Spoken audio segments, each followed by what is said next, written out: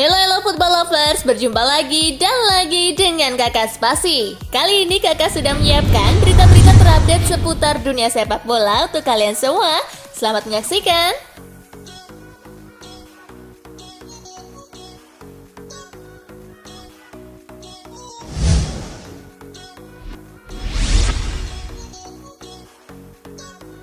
Milan versus Sampdoria, Rafael Leao menangkan Rossoneri. AC Milan menghadapi Sampdoria di San Siro. Diavolo Rosso sudah unggul di menit ke-8 melalui Rafael Leao. Tuan rumah mendominasi pertandingan, namun hingga akhir laga tak mendapatkan tambahan gol. Namun hasil ini sudah cukup untuk melontarkan mereka ke puncak klasemen sementara Liga Italia. Skuad arahan Stefano Pioli itu mengumpulkan 55 poin dari 25 pertandingan, sedangkan Sampdoria tertahan di urutan ke-16 dengan 23 poin.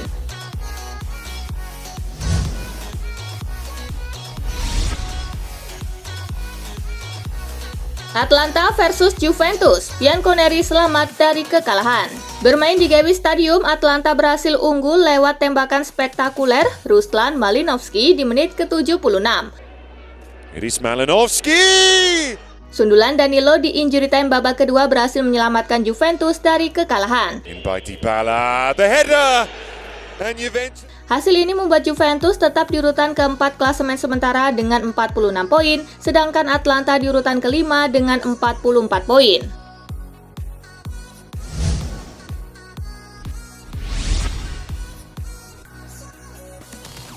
Sassuolo versus Roma, gol menit akhir amankan Serigala Ibu Kota dari kekalahan. Sassuolo versus Roma berlangsung di Mapei Stadium. Tim tamu mampu unggul lebih dulu lewat eksekusi penalti Tammy Abraham di injury time babak pertama. Sassuolo mampu comeback di babak kedua lewat gol bunuh diri Chris Smalling di menit ke-47 dan gol Hamed Traoré di menit ke-73. Tuan rumah harus bermain dengan 10 pemain setelah Gianmarco Ferrari mendapat kartu merah di menit ke-78. Unggul jumlah pemain, Roma mampu mencetak gol di penghujung laga lewat aksi Bryan Cristante. Skor imbang 2-2 pun menghiasi laga. Dengan hasil ini Roma tertahan di peringkat ke-7 dengan 40 poin, sementara Sassuolo di urutan ke-12 berkat torehan 30 angka. Di laga lainnya, Verona menang 4-0 atas Udinese. Genoa bermain imbang 1-1 dengan Salernitana, Empoli bermain imbang 1-1 dengan Cagliari.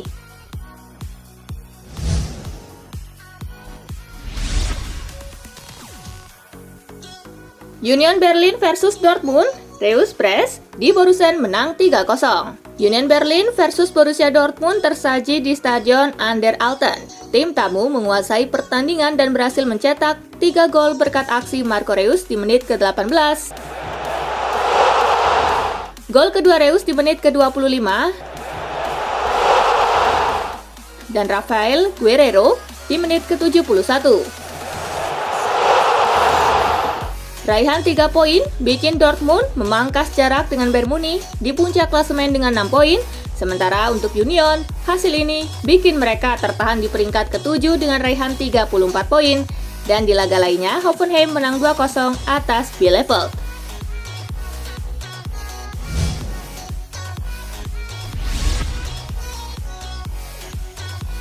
Dramatis, gol injury time De Jong Espanyol versus Barcelona tuntas 2-2. Duel ini dihelat di Cornellà El Prat Stadium. Barcelona unggul cepat di menit kedua lewat aksi Pedri. Alba with the cross into the far post. What a start! Sergi Darder membuat skor menjadi imbang 1-1 di menit ke-40. And there's the equalizer. Espanyol berbalik memimpin 2-1 lewat Raúl de Tomás di menit ke-64. That's a good ball played over the top. And it's finished. Barcelona mencuri 1 poin lewat gol penyama kedudukan di menit ke-96 dari De Jong. Hanya menambah 1 poin, Barcelona masih berada di posisi keempat klasemen dengan 39 poin dari 23 laga. Sementara itu Espanyol di posisi ke-13 dengan 28 poin. Di laga lainnya, Alaves menang 2-1 atas Valencia. Levante kalah 2-4 dari Real Betis. Real Sociedad menang 2-0 atas Granada.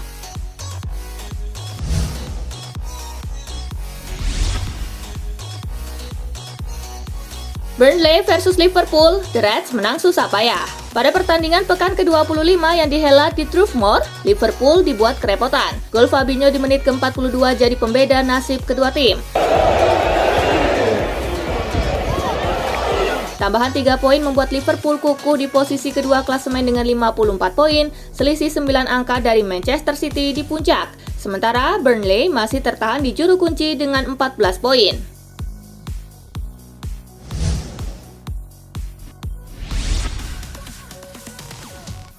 Tottenham versus Wolverhampton, Spurs tumbang di kandang. Bermain di Tottenham Hotspur Stadium, Wolves sudah mencetak gol lewat tembakan Raul Jimenez di menit ke-6.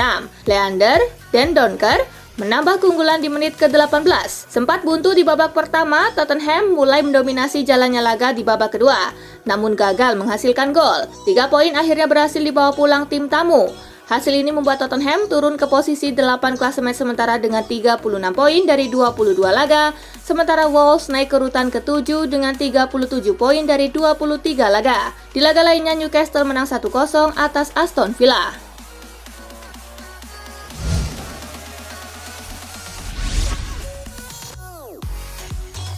Fabinho lebih tajam daripada Messi dan Ronaldo di 2022. Fabinho jadi aktor kemenangan Liverpool di kandang Burnley. Berposisi gelandang bertahan, Fabinho sudah mencetak 5 gol dari 7 penampilan sejak pergantian tahun. Dia adalah top scorer Liverpool di 2022. Total, 5 gol Fabinho ini bahkan membuatnya lebih produktif ketimbang Messi dan Ronaldo setelah pergantian tahun. Messi sejauh ini baru bikin 1 gol, sedangkan Ronaldo belum sama sekali bikin gol maupun assist sepanjang tahun ini.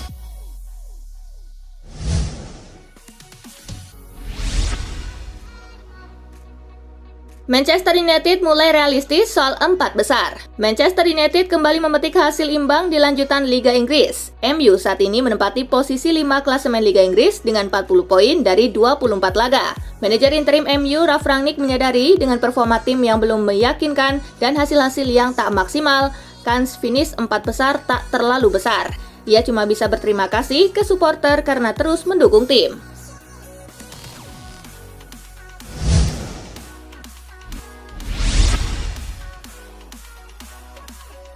Detik-detik gol spektakuler gelandang Atlanta ke gawang Juventus. Atlanta dan Juventus bermain imbang di pekan ke-25 Liga Italia. Kedua kesebelasan mengakhiri laga dengan skor 1-1. Pada laga ini gol Atlanta di menit ke-78 tercipta dengan sangat spektakuler. Gol tersebut tercipta lewat kaki Ruslan Malinovskyi. Menariknya, Malinovskyi juga cukup sering membobol gawang Juventus. Ini merupakan gol keempat Malinovskyi ke gawang si nyonya tua dari 6 kali perjumpaan di semua kompetisi.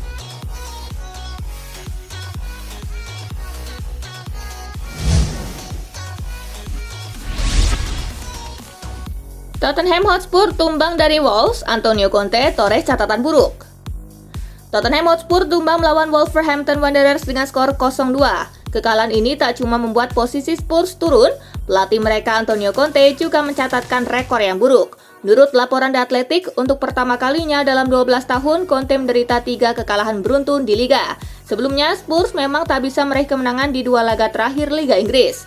Sebelum melawan Wolves, mereka tumbang dari Southampton dengan skor 2-3, lalu pada 23 Januari, Spurs tumbang dari Chelsea dengan skor 0-2.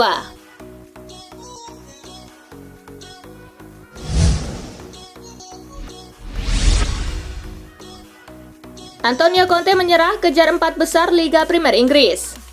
Manajer Tottenham Hotspur Antonio Conte mengaku sulit untuk mengamankan zona Liga Champions musim depan setelah kalah 2-0 melawan Wolverhampton Wanderers Minggu 13 Februari. Ketika Anda kalah di 2 laga kandang beruntun dan di pertandingan sebelumnya melawan Chelsea, itu mustahil untuk menembus 4 besar, kata Conte kepada Sky Sports saat bubaran. Masalahnya adalah Anda tidak bisa membeli mentalitas pemenang. Saya coba mentransfernya hari demi hari, namun saya menjadi tidak yakin dari hari demi hari.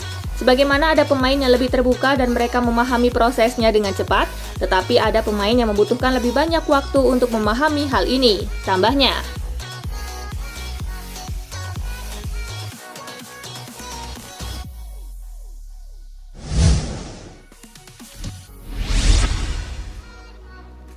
Chelsea dilarang pakai lencana juara dunia di Liga Inggris. Chelsea telah resmi menjadi tim terkuat di muka bumi dengan menjuarai ajang Piala Dunia Klub 2021. Sesuai dengan tradisi yang ada, peraih trofi Piala Dunia Klub berhak mengenakan lencana emas juara dunia pada jersey mereka. Akan tetapi tradisi itu rupanya tidak bisa dengan mudah diterapkan di ajang Liga Inggris. Dilansir dari Marca, Chelsea dikabarkan tidak boleh mengenakan lencana juara dunia di ajang Liga Inggris 2021-2022. Hal itu dikarenakan Liga Inggris melarang klub-klub peserta melakukan perubahan jersey di tengah musim. Namun Chelsea berpeluang dapat mengenakan lencana tersebut di ajang lain seperti Liga Champions dan Piala FA. Pasalnya UEFA memperbolehkan tim yang menjuarai Piala Dunia Klub untuk mengenakan lencana emas pada jersey mereka.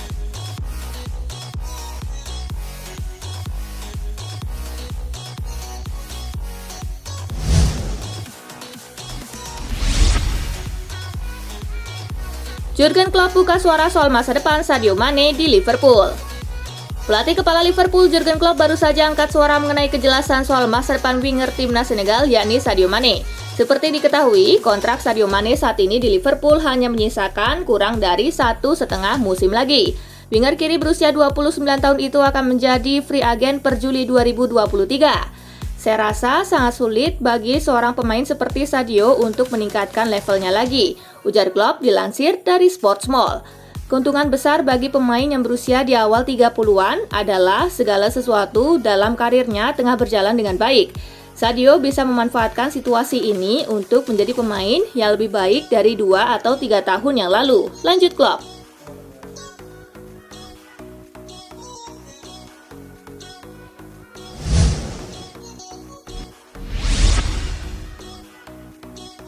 Cari pengganti Lorenzo Insigne, Napoli incar striker terpinggirkan Barcelona. Napoli mengincar striker terpinggirkan Barcelona Memphis Depay untuk menjadi pengganti Lorenzo Insigne. Memphis Depay menjalani masa sulit di Camp Nou sejak didatangkan secara gratis dari Olympique Lyon pada bursa transfer musim panas 2021. Saat ini Napoli dan Barcelona dikabarkan telah menyetujui perpindahan Depay untuk bursa transfer musim panas 2022. Namun ada kendala yang menyebabkan transfer ini akan sulit untuk terjadi dalam waktu dekat. Pihak Memphis Depay belum tentu akan menerima tawaran gaji yang diberikan oleh Napoli. Depay dikabarkan akan mendapatkan pemotongan gaji ketika bergabung dengan Napoli. Hal ini tentu akan membuat striker berusia 28 tahun tersebut berpikir ulang terhadap tawaran tersebut.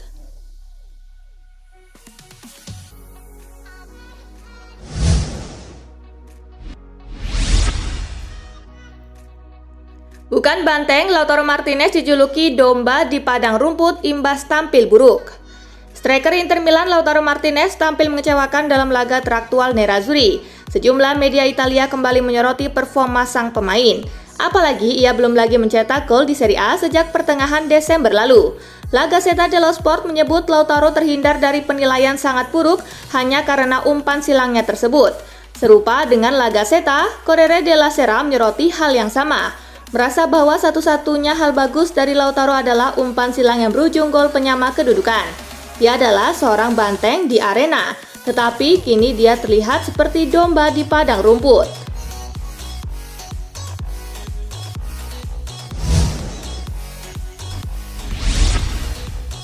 Kejutan, Real Madrid bakal jual Casemiro di musim panas. Klub raksasa Liga Spanyol Real Madrid dilaporkan ingin menjual gelandang andalannya yaitu Casemiro pada bursa transfer musim panas 2022 mendatang.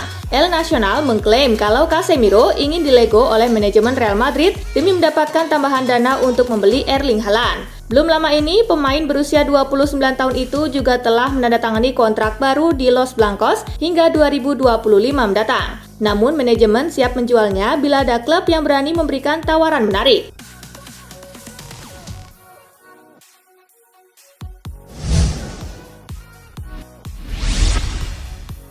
Kalah telak saat Egy dan Witan main, pelajaran bagi FK Senica.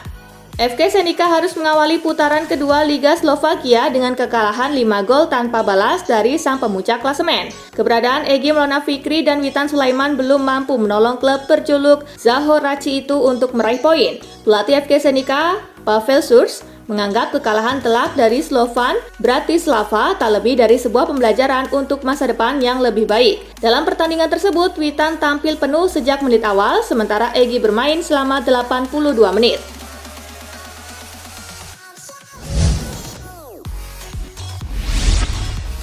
Nah itulah tadi guys, kumpulan berita menarik dan terupdate dari Kakak Spasi. Simak terus ya berita-berita terupdate lainnya dari Kakak Spasi yang pastinya akan Kakak update di Spasi Football News. Tapi jangan ditinggalin ya channel Spasinya, karena Kakak akan update juga tentang fakta-fakta menarik seputar sepak bola dunia. Dan jangan lupa untuk terus di like, comment, share, dan juga subscribe ya. See you guys!